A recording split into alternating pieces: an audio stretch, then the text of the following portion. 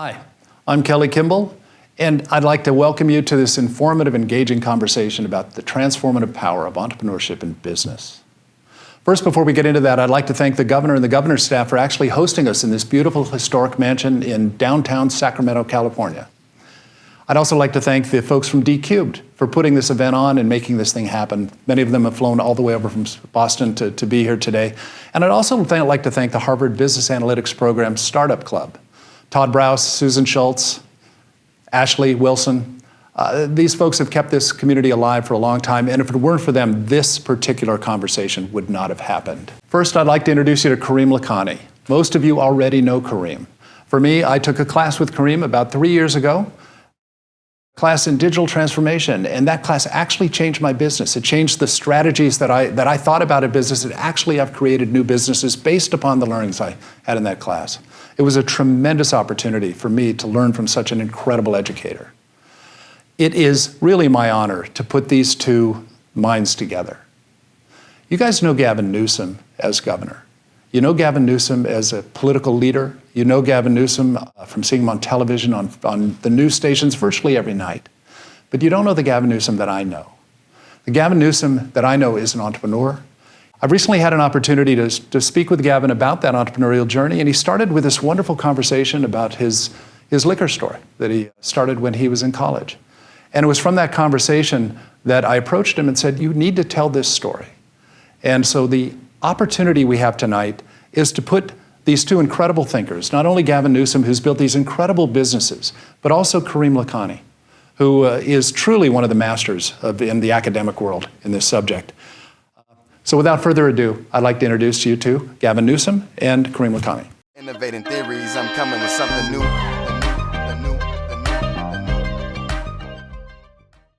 All right, well, thanks for getting out to the West Coast. Yeah. I know you folks out there on the East Coast are unfamiliar with things west of the Mississippi.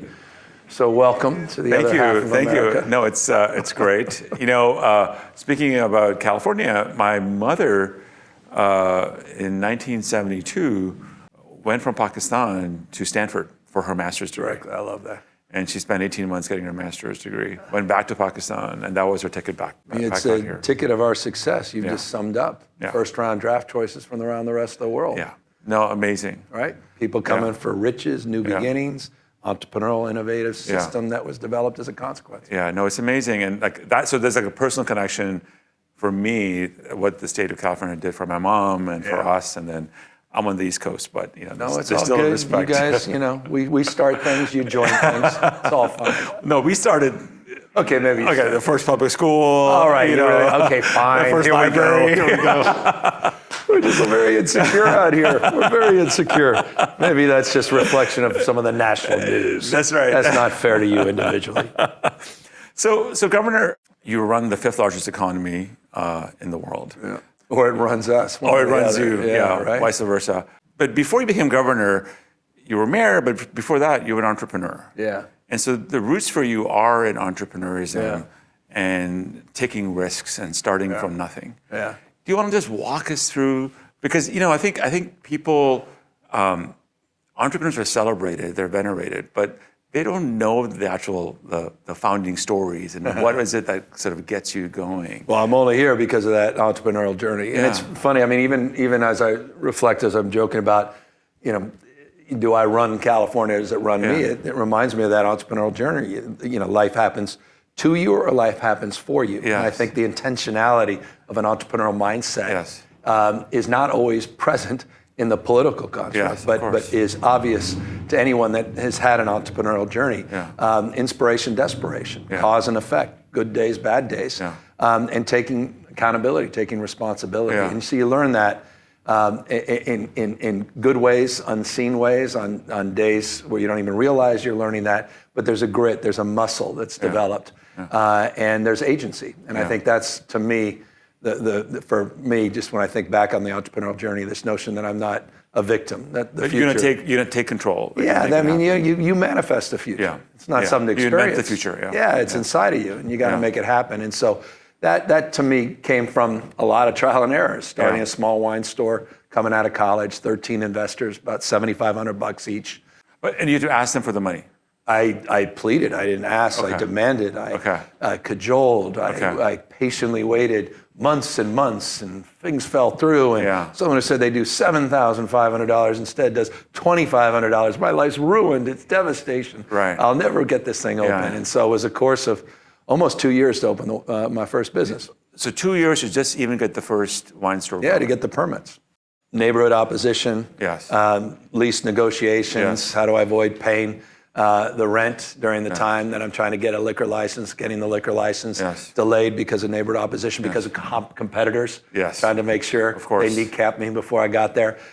Investors falling through, promises so how that didn't come through. Did you deal with that uncertainty at that time? Just, I mean, again, back to passion, action. I said inspiration, desperation, probably two driving forces of life. I really believe that. I was inspired. And then you become desperate to figure it out. And, you know, I stopped working the day that I wrote that business plan.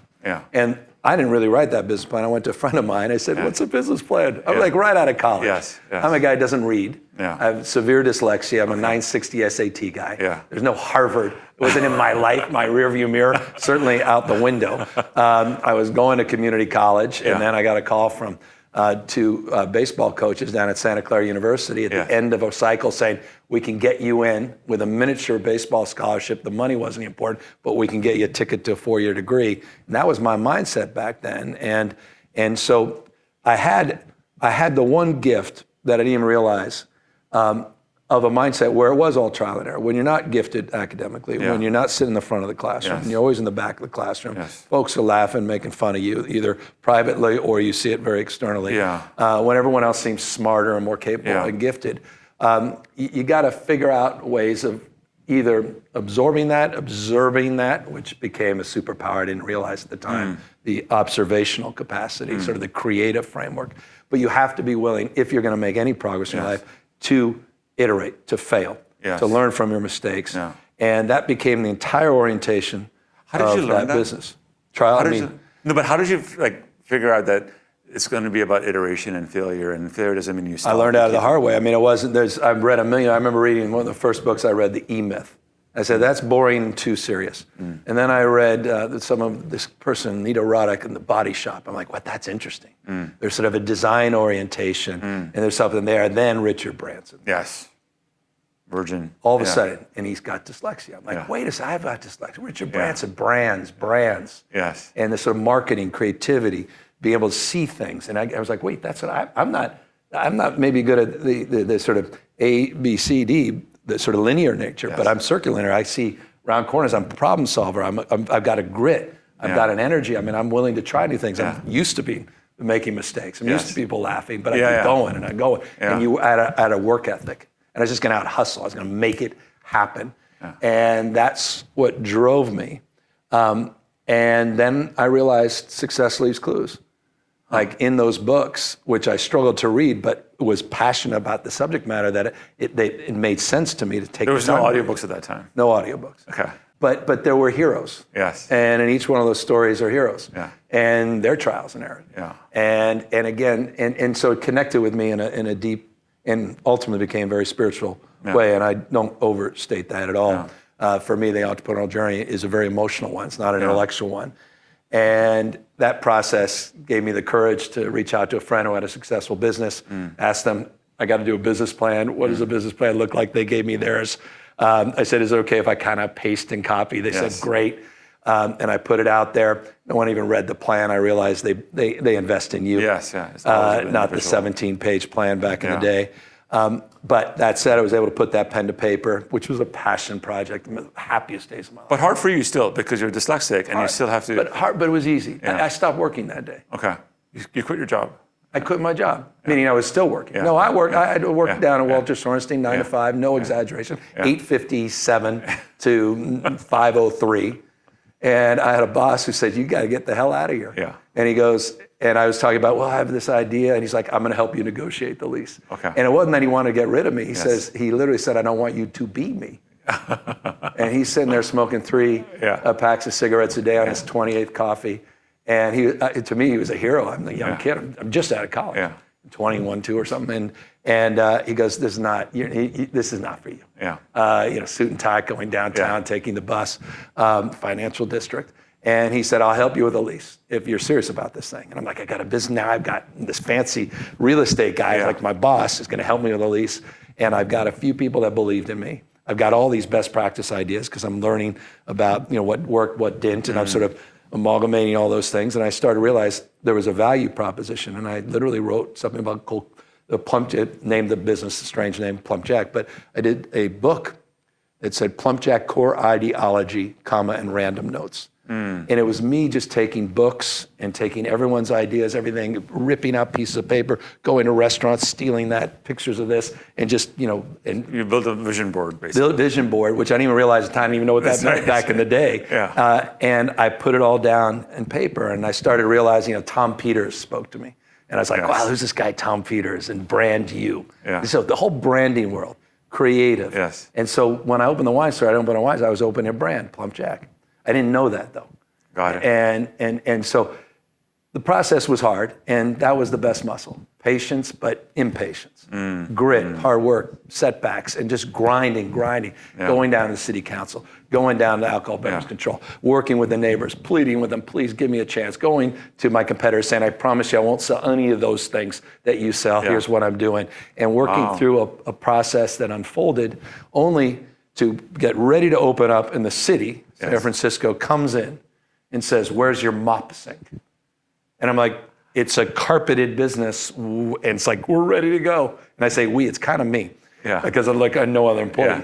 And they said, well, you need a mop sink. It's a food and beverage establishment. I said, there's no food. There's a beverage, but we're not serving. They said, well, the city code says a mop sink. We're in an apartment building, which meant we had to drill all the way up, and it was like a $20,000. I was undercapitalized. I had no reserves, nothing. And I remember I'm in emotional, crying, this is it. Now it's another month, 2 of rent. And we were able to hustle that up. I just had less inventory. All the inventory was out on the floor. There was nothing left. And got that damn mop sink, which to this day, has never been used for anything except to water plants. And that was when I was like, rage against the machine. This city doesn't know how to treat entrepreneurs, and this is BS. It took me years to open it. And so that's how I started, but I had that grit and mindset, and then just drove it. I had no other employees. When I say no other employees, there are no other employees.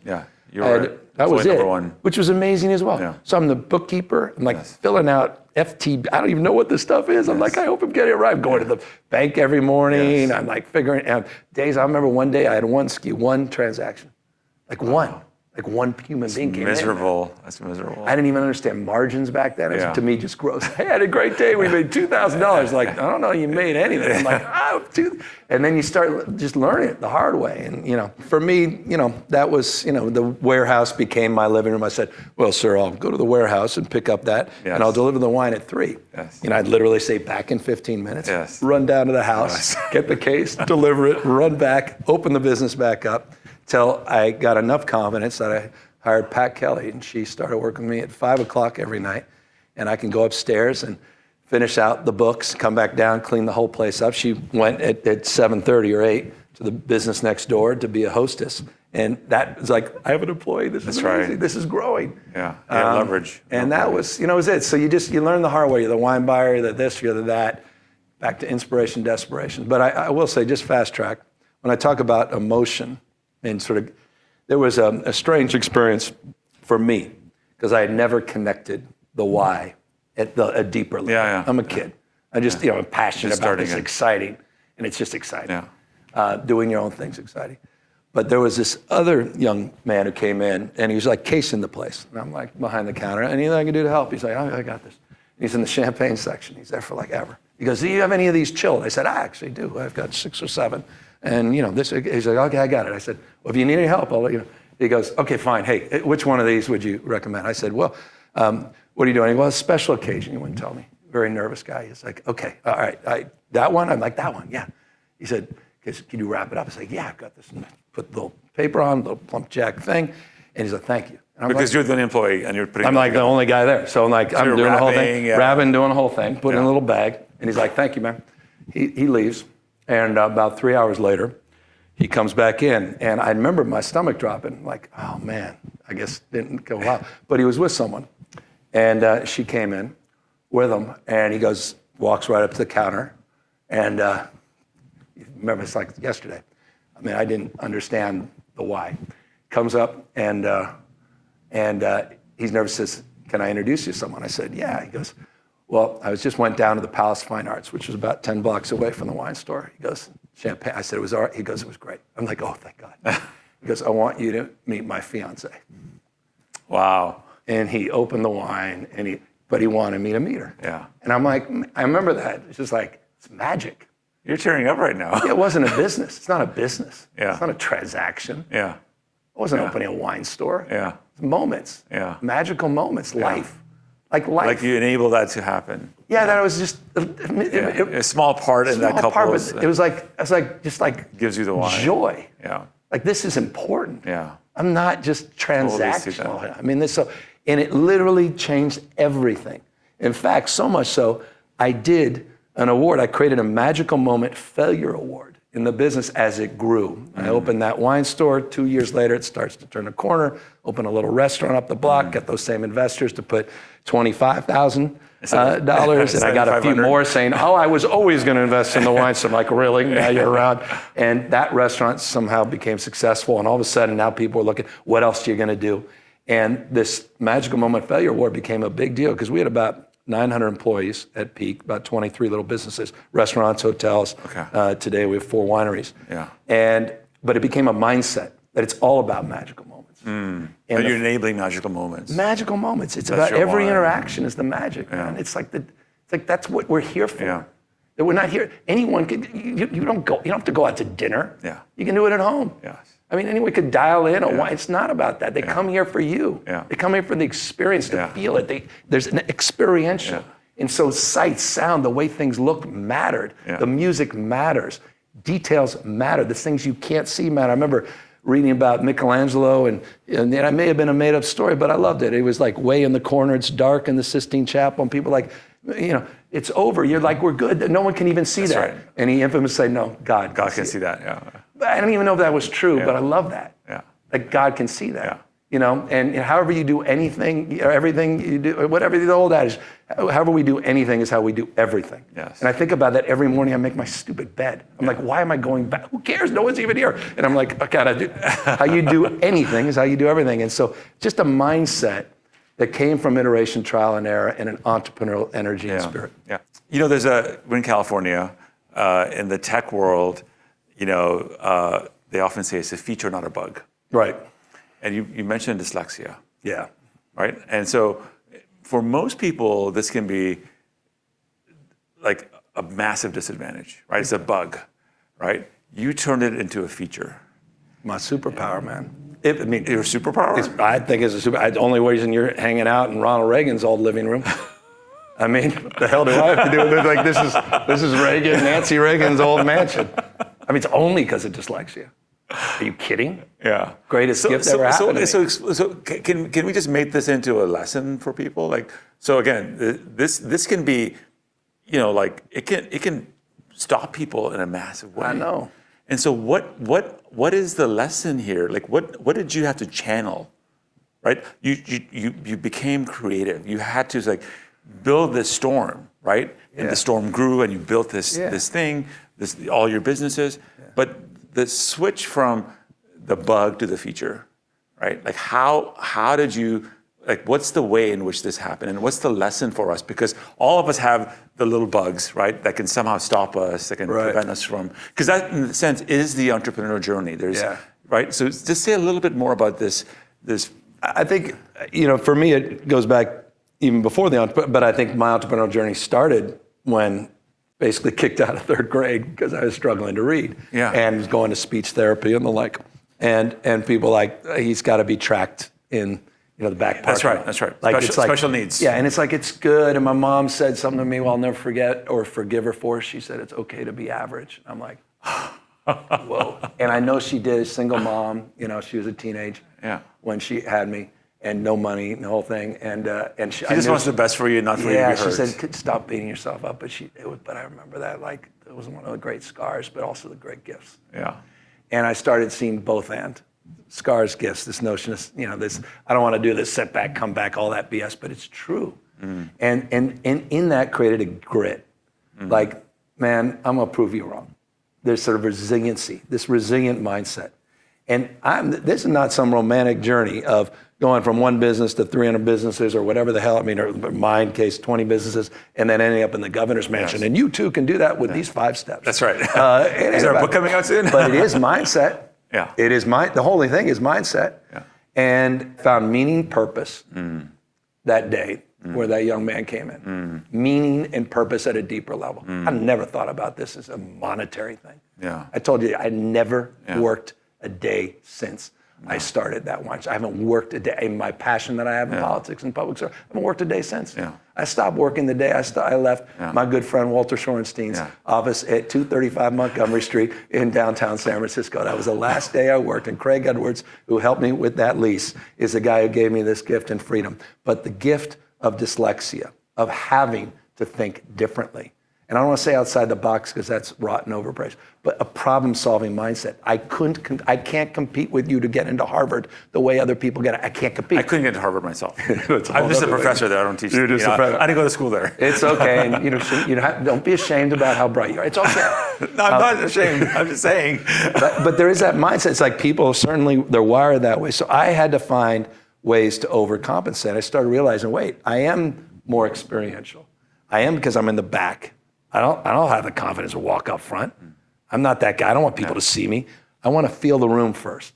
And that way, all of a sudden, I'm looking. I feel it, and I feel how he's doing right now behind the camera. This person, and all of a sudden, I can start to absorb that. And then I started realizing I have a memory that I can remember. I'm like, wow, how the hell did I? And you start to overcompensate on that side. So you develop new things. Yeah, and you don't even realize it at the time. And then you start. Now I'm in politics where I can't read a speech.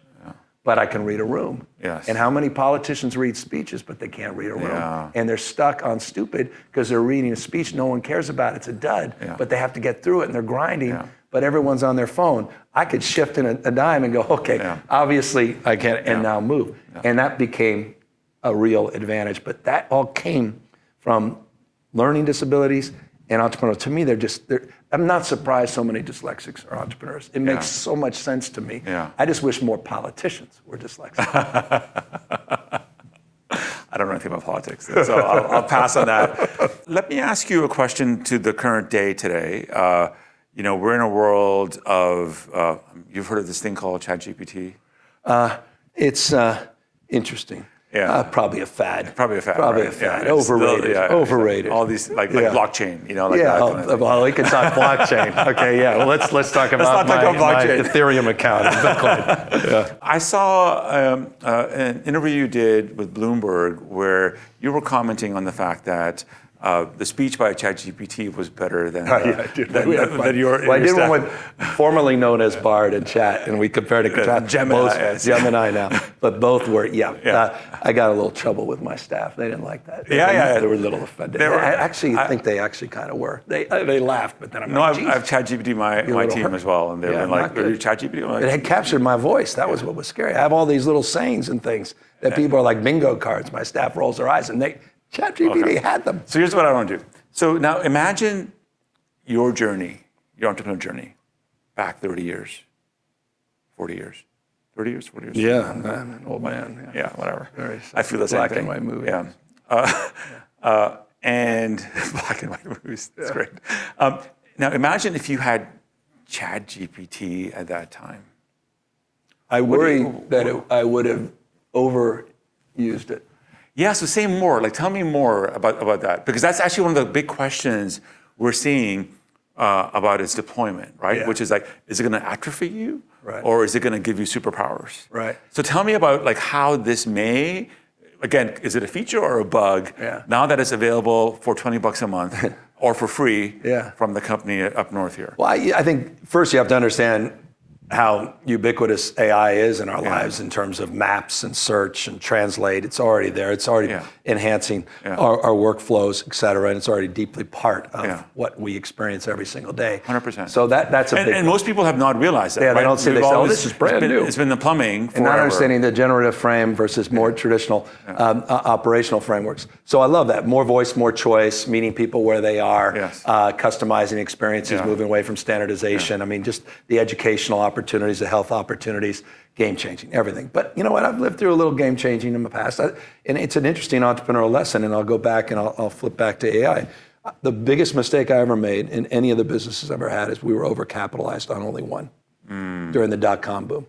And everyone just started dumping money my way to create plumpjack.com. And we're going to go online with wine. And it was the biggest failure of all of them. And the success of all the other businesses, when I look back, all of them were marginally capitalized or undercapitalized. Yes. And you were on the edge. Always on the edge. My desk, it's still there at the wine store because I'll never change it, is 3 cases of wine on each side and the old door that was there from the antique shop we took over. And I remember when we did plumpjack.com, we rented a beautiful space. Of course. We bought furniture. Yes. I started getting consultants. Here's a foosball table. We didn't do that, but if I could have, I would have in those spaces. But we hired a consultant for marketing versus me casing Safeway's joint, coming up with a flyer and putting it out on every car myself. Yeah. And I worry about that a little bit as we find these crutches of sorts, or we chase this down this fancy shiny object, and we lose more of that traditional that mindset and muscle. Yeah. That said, look. The biggest concern I have, everyone has, and it's not even from political paradigm, but it's the coin of realm, is truth, trust. Yes. And so a lot of peril, a lot of power in it. Yeah. But there's a lot of anxiety that I don't think is overstated. But in the short term, maybe a little bit. I mean, I'm not in the.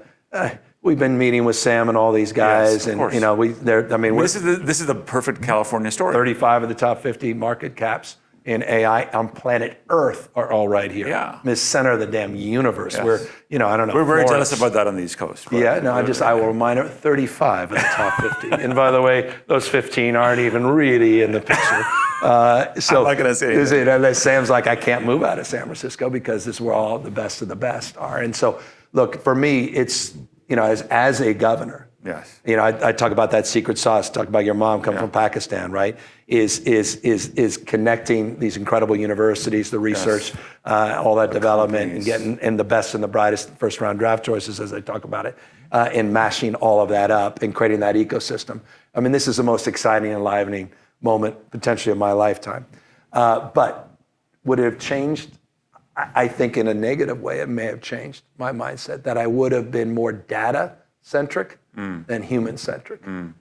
I may have been more persuaded by the analytics. Machine instead of going into the field. Than feeling that moment. When I talk about magical moments, that's not ones and zeros. And that's not even a quantum version of a spinning coin either. It's a deeper emotional attachment to experience. Yeah. That I think potentially I could have lost because and I may have lost touch with my customer by losing touch with my product. I tasted every single damn wine I ever sold. Yeah. I didn't do any of the analytics, meaning I didn't do Robert Parker's 98 points or Wine Spectre. I said I had my own score. Did you have your own score? Okay. And I think now it'd been too easy because it was so available and ubiquitous that I would have bought. End in this? I think there's surely an and story instead of an or story. Yeah. Here. Yeah. Amen. So what do you think? It's not going to go away, right? It's going to get even more embedded. I mean, I can't wait for the first version of Mark McGuire, Barry Bonds, when you find out that guy's got a super powered eye. That's right. And he's got 10 vision or something. Yeah. And here's a question. There was a study, actually, I think it was out of Stanford in JAMA Internal Medicine. It was early days of CHGPT. They used 3.5, and they looked at sort of accuracy of patient diagnoses, and then also empathy, compared to doctors on postings that people have made and so forth. And what they discovered is that it was more accurate, which is okay, fine. Yeah, there's ways to explain that, but also more empathetic. And more empathetic. Yeah, which was stunning to me, right? And so my and to you is imagine I hang out with some doctors, back in Boston, and they're not the highest on the empathy card. And although we want our doctors to be empathetic, but they are what they are. I know. Next. Apologies to my friends this before. at the I get medical it. school. Yeah. So the question is, if I go to ChatGPT and say, I've got this condition of a patient, the family's here, there's bad news, what's the best way for me to approach them? Yeah. So is that me cheating?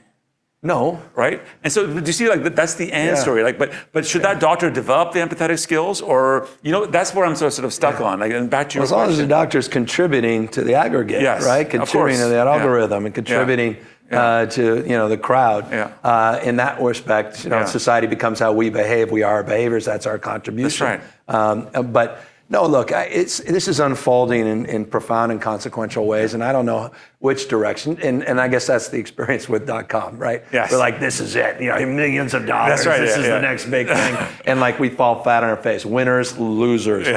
Folks that just way over their skis and moving in different directions. I think about it I do this. I mean this.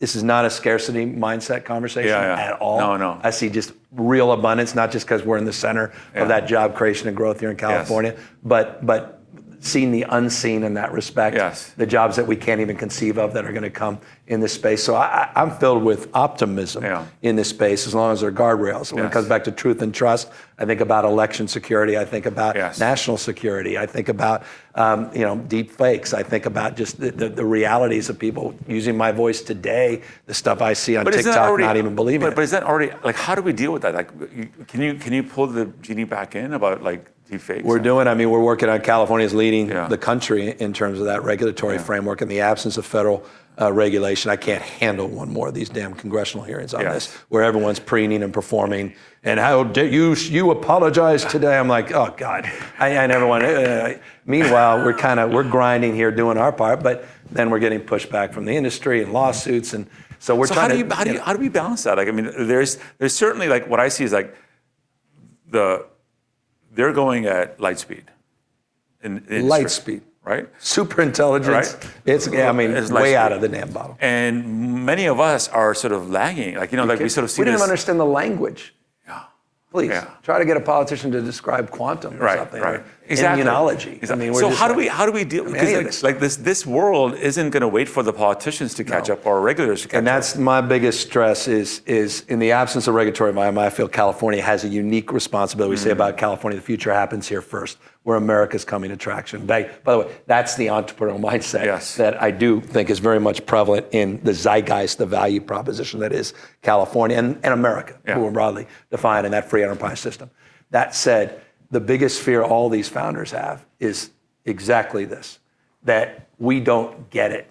And their concern is, let's not replicate the mistakes we all made in the past, where we're now starting to understand the impacts of social media on body dysmorphia and issues related to social isolation and the like. And what would we do differently today if we knew that? And that's where we are, but we're just all, you've got the frontier companies, they get it. They're more accountable and responsible. And then you've got everybody else. And then you've got the open source side of this. And, and some have a lot of opinions. That's the direction to go. Facebook and others feel that's the approach. I'm on Mozilla's board. So you live, I live in open source. I became academic to study open source. But certainly all the issues. And so let's think about like the role, because it's important. Like we feel like the regulators have to be up to speed on these things, but there's still a lag. And then how do you stop? Can you fight against light speed? Yeah, no, exactly. Can you fight against light speed? Right? Versus enablement. It's a real puzzle. Like, I'm also puzzled about this, right? Like, to say like we say responsible AI. Yeah. Well, what does that even mean? What does that even mean? Ask AI what it means. Exactly. By the way, which they do, which is the dumbest part of all of this. Exactly. What 7 questions should I ask Sam Altman? Thank you, staff. And Sam, here's the questions, to act like I know what I'm talking about. Or, which country are you from? Are you a member of the Communist Party? You're from Singapore? Do you speak Mandarin? I mean, that's the big AI conversation. I mean, don't even get me started, Tom Cotton fans. Jesus. I mean, but that's the problem. And so we're completely incapable of managing that at the moment. And by the time we get to it, as you say, these moments will I mean, I think some of the work we've done, we've shown that these systems and these companies grow at exponential rates. And it's exponentials on top of exponentials. There's exponentials. This is a whole different No, thing, exactly, right? But the rest of us grow linearly. Yes. Right? So that creates a conflict. But I think even we've sort of learned I mean, even our language change to start to understand exponentials, and we're just getting our arms around that. And then this is just like another beast in that respect. Right. So we haven't fully grasped or understood. That said, nor have the inventors of this space. Not at all. And we had Vin Cerf. We just brought him into California Hall of Fame, and we were talking to Vin about all this. The father wasn't Al Gore, love Al, but Vin was one of the three that literally kind of created this. And he was already saying what he's working on next. So I'm like, Jesus, Vin, I can't handle what we don't already today and what's coming. So look, as they say, live in interesting times. But that's not always a curse. And so it's a gift. It's the best time to be alive in many ways for us. Of course, because maybe we can live a little longer. But will we be happier? And can we find meaning, purpose? What's our mission? And is it through power, dominance, and aggression, selling down, or is it through empathy, care, and compassion? And I think that is kind of an entrepreneur's journey. And you have to approach that mindset. What are your core values? What's your why? And how does every decision you make, how is it defined through that prism? Are you thinking short-term, medium, long-term? And those are easy. That's an intellectual exercise. But when you're actually forced with, but wait, we can do this now, but we can't. We can't sell those products now, or I'm not going to roll this out, or that's going to get in the way. Those are tough. Those are tougher decisions if you don't have your why. It's a gut story. You got to have it. But it's a gut developed as a muscle through trial and error and experience as well. And that sort of it's also formed. That gut is also formed on the basis of experience. And there's no substitute for that experience. But the why. If you don't have a why in your life, what the hell are you doing here in your life? What's your why? Literally. I know that's all the fancy no business stuff now, and Seneca and all these guys, and there's courses on why, there's books on why. But for your life, why are you here? Actually, no BS. Why are you here? And then how you translate that in every aspect and I think in many ways, I think for business leaders, that's their biggest responsibility to sort of create their personal why, but then also the company's why. Exactly. Because all the people, their teams that work in those companies are looking for the why, right? And as soon as you lose that, the thing starts to collapse. That's the only reason everyone wanted to work for us back in the day. We had I handed this crazy book and people can roll their eyes and had all these crazy quotes. You miss 100% of the shots you don't take. Gretzky, the biggest risk in life is not that we aim too high and miss it, we aim too low and reach it. Michelet, all this stuff. And they're like, this is a little different. I said, of course we're different. We have a failure award. We reward failure. We give a $500 bonus to the person who screws up the most. We don't screw around on screwing up. We put our money where our mouth is, just to create, again, a sense of agency and purposefulness and vibrancy. But again, it was all around differentiation. And that's, the end of the day, authenticity. And so the question around AI is, for me, a fundamental question about authenticity. How authentic is AI if it's just amalgamation and aggregation of what already exists? And certainly, both our institute back on the East Coast, but also at Stanford, the future is human plus AI, and we have to be able to figure out what that looks like, and we have to invent it because it doesn't exist yet. Right, it doesn't exist yet, and we're just now saying it's a co-pilot, it's your this, it's your that. But what does it mean for me to have a constant cognitive companion that I'm thinking with all the time? Exactly. Well, I love it. To name it's to own it. I love that. I love this notion of creating that conscious, human-centered AI and just being foundational as a principle and making sure those two shall twin. But again, if you don't like the answer, ask a better question. Exactly. And I think we're asking better questions than we were 10, 15, 20 years ago. I think we've been through this, and so now we can ask better questions. Exactly. And that's also the secret of prompt engineering. See, way above my pay grade, all you engineering people. Well, Governor, thank you so much for taking the time, both your personal journey, but also connected to the dynamism of the California economy. Amen. Appreciate it. Good to be with you. Same here. It's fun.